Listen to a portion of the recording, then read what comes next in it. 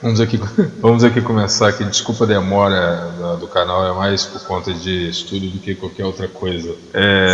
Vamos aqui começar com o livro do terror da direita. Eu acho que vai sair som aí, eu vou ter que fechar a janela. Só um momento aí, peraí. Voltamos, agora acho que está mais silencioso. Vou começar com um tema aqui, ó, do Lenine. Quem conhece esse Lenine aí sabe que na verdade o Lenin, vulgo Lenin, né? Tem uma frase aqui que o Olavo usou bastante, é uma frase atribuída a Lenin. Não sei se, apesar de ter comprado um livro dele agora recentemente, eu não sei se essa frase corresponde a esse autor, mas independente de qualquer coisa, é bem curiosa, que é assim, lógico, eu vou ler aqui um pedaço, mas depois vou acrescentar a frase. Bom, vamos lá. Use o idiota útil na linha de frente, incite o ódio entre as classes, acuse os adversários do que você faz, chame-os do que você é, destrua a sua base moral, fale sempre em democracia, mas assim que haja oportunidade, assuma o poder sem nenhum escrúpulo. Então, ao ouvir isso daí, dá para imaginar aí o Stalinácio aí, o Lenin sendo um próprio, tutor, guru do Stalinácio. Agora, é muito inocente quem pensa que essas ordens, essas palavras do Lula saem da própria cabeça dele, que ele é um mentecapto, uma besta quadrada, sabe? Ele serve ao partido e ele foi longe demais, né? Então, assim, ele nada mais faz do que cumprir uma agenda, não só global, mas principalmente soviética, e por isso e aí nós somos perdidos, né? Porque temos que dar corda a esse tipo de gente. Eu vou salvar aqui algumas fotos do Lenin e vou começar a falar aqui. O cara que eu consegui o livro dele aqui, vou trazer outros, mas eu já tive indicações de pelo menos mais 2 obras. É um cara bem controverso, assim, e justamente por isso que eu comprei esse livro, que é uma raridade no mercado, que se chama Doutrina e Tática Comunista, Noções Elementares, né? É um livro meio que quase que manual, quase que artesanal, né, praticamente, de quem? Plínio Salgado. Plínio Salgado é tido como chefe, ele junto com Câmara Cascudo, junto com outros aí, com aquele Barroso, sempre esqueço o primeiro nome, e junto com aquele da Introdução à Filosofia. Até tem um livro dele aqui, do Miguel Reale. Acho que sim, que é esse mesmo, Miguel Reale. Sim, ele, o Câmara Cascudo e o Barroso. Sim, Miguel Reale. Que faziam parte não do positivismo, nossa, positivismo na cabeça, mas do integralismo da época, sabe? Então, esse é um movimento a ser explorado ainda para ver se existe algum fundamento e digamos, conexão entre ele e o FAS, não posso dizer aqui, mas é bem curioso, sabe? Bem curioso as obras desse cara, porque ele estava combatendo justamente no extremo oposto, né? Por isso a importância da sua investigação.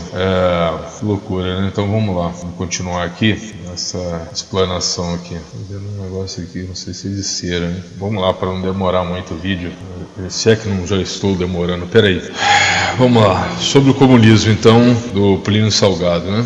Para Plínio, para entendermos o comunismo, teríamos que nos lançar na observação sistemática a respeito dessa doutrina, que já matou mais de 100 milhões de vítimas pelo simples fato de discordarem. Entender seu modus operandi é fundamental. Saber de onde veio, como agem, o que querem é fundamental. Precisamos saber o objetivo de ter escolhido a América do Sul. Aí, mais uma observação minha. Plínio, através do livro, buscou saber a maneira de agir dos militantes dessa doutrina, ou seja, socialista comunista, né? Anarquista também.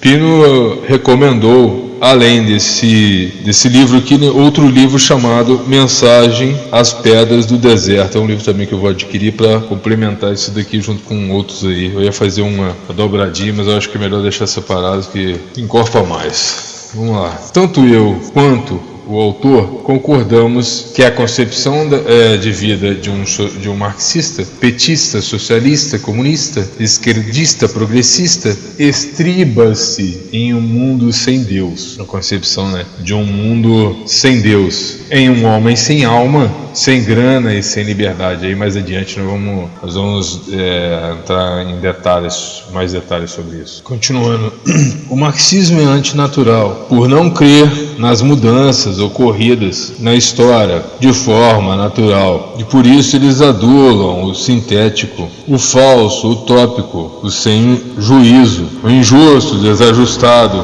na infantil síndrome de Peter Pan. Segundo Plínio, o problema comunista, portanto, na sua base, é um problema de cultura, de uma interpretação materialista da vida e da história, visando a formação de uma mentalidade específica e traçando normas de ação política tendentes propensas à impressão de maior velocidade aos fenômenos de transformação social.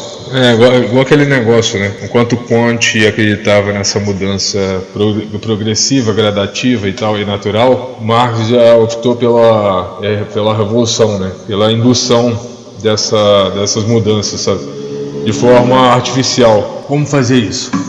Ocupando os lugares, tendo o apoio da maioria. Então, só com o apoio a maioria sempre foi um poder, um dos poderes, assim como o capital, poder de influência, poder de propaganda e tal, e tantos outros poderes, mas só que esse da maioria é tão forte quanto o do capital e coerção, e o poder de coerção, ou seja, das armas, que ocupando os espaços não sobraria espaço nenhum para a oposição, e aí você teria aí um fechamento, e o povo ficaria lá à mercê, assim como aconteceu na época de Lenin, E aí eu coloquei, sim, uma forma forçada de ruptura abrupta contra o mundo antigo, em nome do Eldorado, do País das Maravilhas. E aí eu coloco aqui para, ilustrar mais ou menos isso aí, pelo menos com o que já vimos ou pelo menos o que já tem como base. Platão tentou buscar o conceito ideal de Estado, ideal, ou seja, pensado fora da realidade, como deveria ser, e falhou. Pouco tempo depois, Morris também falhou quando construiu sua utopia de opressão, aquela ilha utópica lá, que nada mais foi do que, mais contribuiu do que aí, por exemplo, hoje temos a Coreia do Norte, aí é graças às ideias de Morris, uma mistura de Maquiavel, Morris e Thomas Hobbes. Do ponto de vista de Maquiavel, na manutenção dos reis, e no governo misto. Do ponto de vista de Morris, a questão do controle interno. Do ponto de vista de medo, de uma invasão externa. Do ponto de vista também de Hobbes, um controle externo, um acordo em que você teria o mínimo pelo máximo de controle, Então você trocaria a liberdade pela segurança, vamos dizer assim. Uma espécie de segurança, Isso sem contar Weber e tantos outros, mas aí é tema para outro podcast. Ele continua. Marx fez ainda pior, usou camponeses no passado e conseguiu uma certa, com essa revolução, uma revolução que nunca deu certo. E economicamente em todos os lugares, na prática, economicamente em todos os lugares que foram tentados, Essas revoluções aí, é engraçado que no Brasil tudo é tardio, Ecoa o processo revolucionário até hoje, graças a esses idiotas úteis aí, com síndrome de Peter Pan. O autor também observou essa fixação e covardia que antes usavam camponeses menos instruídos e hoje utilizam jovens fracos e incapazes, Paulo Freire usou bastante, tanto é que ele é aclamado até hoje, Vamos dizer, ecoou aí essa utopia também através da doutrinação. Isso faz lembrar o começo lá, da tática de Lenin, Eu vou citar mais à frente. Uma minoria politizada, velhaca, e sazonada, tem o poder de oprimir, de doutrinar, de cativar aí, negativamente, jovens rebeldes e revoltados. Os oportunistas maquiavélicos, aproveitando-se dos apáticos, dos incultos, dos pacíficos, dos vulneráveis, e aí eu coloquei, abre aspas, camponeses incapazes de reagir, até mesmo por um exagerado sentimento de resignação cristã que lhes lutar contra o mal. Esse abre aspas aqui, é uma parte do trecho do livro aqui que ele vai falar, sabe, que como os camponeses daquela época eles estavam muito impregnados do cristianismo e tal, eles achavam que conseguiriam vencer o mal com orações e tal, e que aquilo ali não vingaria, vamos dizer assim, né? A ideia revolucionária não vingaria, vamos dizer assim. Eles acabaram sucumbindo, né? Ou aquele negócio, né? Quando você fecha os olhos para o socialismo, quando você vai tentar reagir, já é tarde demais.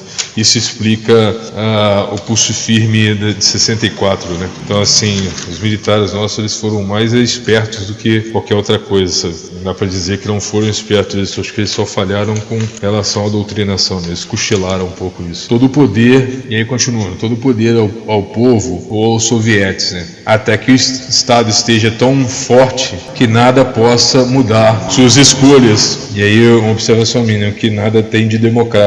Aí continua, pão, terra e liberdade. Pão como o queijo, aí fazendo uma alusão aqui, também uma metáfora aqui, né, que eu gosto muito. Pão como queijo, eu sempre faço essa comparação, né? Pão como queijo do rato, né? Queijo que facilita, né? Atrai e depois mata o rato no sentido, seria o povo no caso. E a terra, sabemos que não haverá propriedade privada, isso significa que tudo que é de todos, tudo é de todos, se tudo é de todos, nada é de ninguém. Em outras palavras, sua terra é simbólica, ou seja, usufruto, mas não é posse, pois os bens continuam pertencendo ao Estado. E a liberdade então, se o pão é o queijo, a terra é falsa, é uma miragem, a liberdade mais ainda, sabe? A liberdade nunca é um tipo de liberdade ilimitada, liberdade de um pássaro que voa dentro da gaiola, né? Gaiola grande ou pequena, mas sempre gaiola. Pois o Estado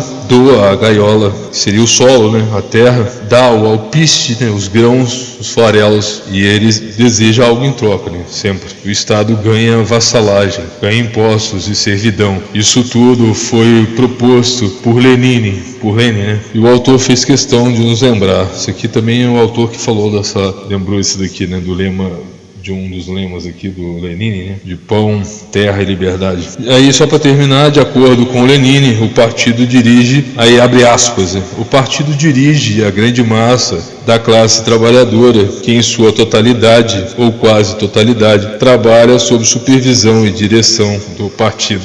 Vote em mim que eu pensarei por ti, né? É o famoso slogan aí. Isso deixa claro o recado: aceite nossos termos e ofertas e seja tudo o que queremos. Em outras palavras ainda, te daremos o básico para viver e nos darão o resto de sua liberdade. Por isso, o Brasil replica os acontecimentos da Rússia bolchevista, né? Com sempre um delay, né? Mas eu sempre pegando sucatas da história. Como seus 9 milhões de bolcheviques barulhentos contra 21 milhões de mencheviques despreparados, né? Acovardados. A história mostrou que uma minoria organizada e mentirosa pode subjugar uma maioria dispersa. E aí antigamente chamava slogan, né? Hoje em dia chama fake news, né? Slogan. Fake news sempre existiu, né? Mas antigamente chamava de slogan. Aí esse aqui tem a ver com o livro, tá no livro, tá?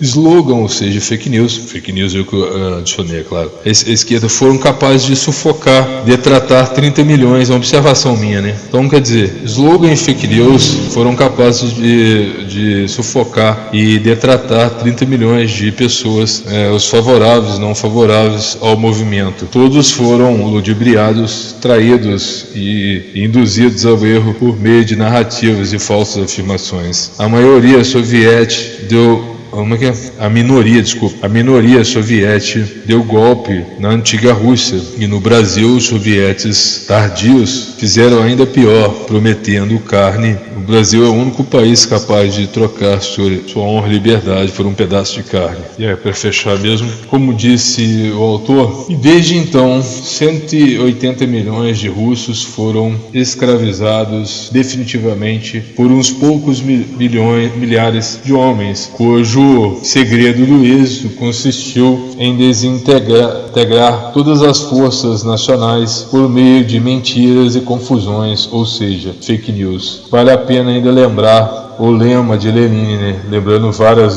Lembrado aí várias vezes aí pro Olavo de Carvalho. O Olavo de Carvalho que trouxe aí da pauta esse lema do Lenin, que diz assim: acuse os adversários do que você faz, chame-os do que você é. Por isso aí eles chamam de disseminadores de fake news, quando na verdade eles que criaram esses slogans que promoveram a vitória dos bolcheviques, da minoria bolchevique. 9 milhões de bolcheviques superaram 21 milhões de mencheviques. Até mais, forte abraço.